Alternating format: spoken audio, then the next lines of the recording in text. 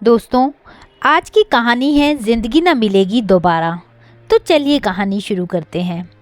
कुछ महीने पहले ही मेरी एक सहेली ने सिर्फ 50 साल की उम्र पार की थी और उसके लगभग हफ्ते भर बाद वह एक बीमारी से पीड़ित हो गई थी।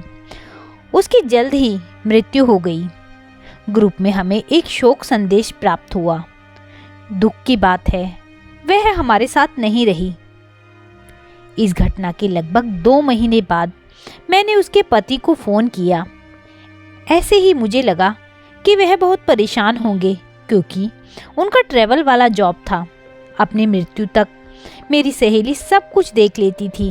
घर, अपने बच्चों की शिक्षा, वृद्ध ससुराल वालों की देखभाल करना, उनकी बीमारी, रिश्तेदारों का प्रबंध करना, सब कुछ। वह हमेशा कहती थी, मेरे घर को मेरी ज़रूरत है। मेरे पति चाय कॉफ़ी भी नहीं बना पाते हैं। मेरे परिवार को हर चीज़ के लिए मेरी ज़रूरत है। लेकिन कोई भी मेरे द्वारा किए गए प्रयासों की परवाह नहीं करता और ना ही मेरी सराहना करता है। सब मेरी मेहनत को नॉर्मल मान के चलते हैं। मैंने उसके पति को यह जानने के लिए फ़ोन किया कि क्या परिवार को किसी सहारे की ज़रूरत है। मुझे लगा कि उसके पति बहुत परेशान होंगे। अचानक से सारी जिम्मेदारी को निभाना है। उम्र बढ़ने के साथ साथ माता पिता, बच्चे, अपनी नौकरी, इस पर अकेलापन कैसे होंगे बेचारे। फ़ोन कुछ समय के लिए बजा, लेकिन किसी ने नहीं उठाया। घंटे भर बाद उन्होंने वापस कॉल किया। उन्होंने माफ़ी मांगी कि वह मेरा कॉल का जवाब नहीं दे पाए क्योंकि उन्होंने क्लब में 1 घंटे के लिए टेनिस खेलना शुरू किया था और दोस्तों से मिलना वगैरह भी, जिससे कि उनका समय ठीक से गुजर जाए।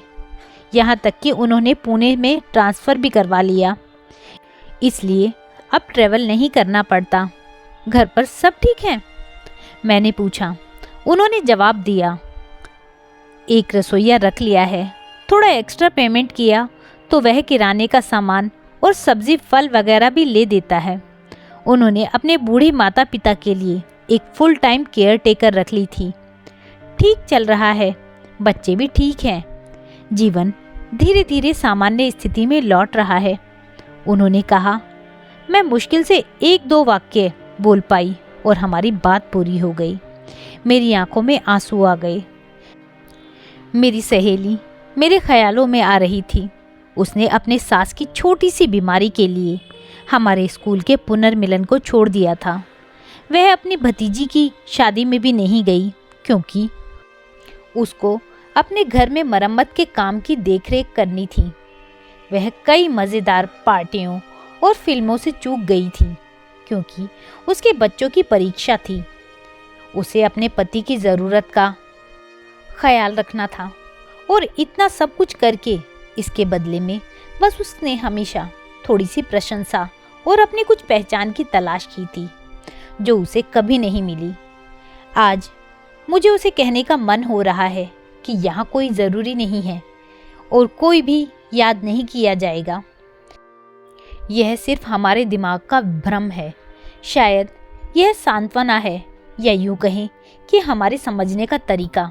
जब आप दूसरों को खुद से पहले रखते हैं तो वास्तव में आप यह भी दिखा रहे होते हैं कि आप पहले नहीं हैं। उसके मरने के बाद उसके घर में 2 और नौकरानियां रख ली गई और घर ठीक चल रहा था। इसलिए मन का यह वहम हटा दो कि मैं ज़रूरी हूँ और मेरे बिना घर नहीं चलेगा।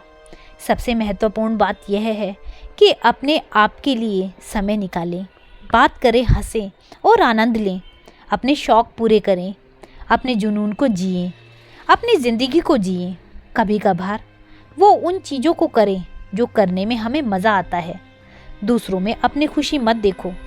तुम भी खुशियों की हकदार हो क्योंकि अगर तुम खुश नहीं हो तो दूसरों को खुश नहीं कर सकते हो। हर किसी को अपनी ज़रूरत है, हर किसी को आपकी ज़रूरत है, लेकिन आपको भी अपनी देखभाल और प्यार की ज़रूरत है। दोस्तों, ज़िंदगी ना मिलेगी दोबारा। हम सभी के पास जीवन जीने के लिए केवल एक ही जीवन है। ज़िंदगी बहुत खूबसूरत है। तो दोस्तों, आज की यह कहानी एक संदेश है। आपको यह कहानी कैसी लगी मुझे कमेंट करके ज़रूर बताइएगा। यदि कहानी अच्छी लगी हो तो कहानी को लाइक कीजिएगा, शेयर कीजिएगा और मेरे चैनल को सब्सक्राइब करना ना भूलिएगा।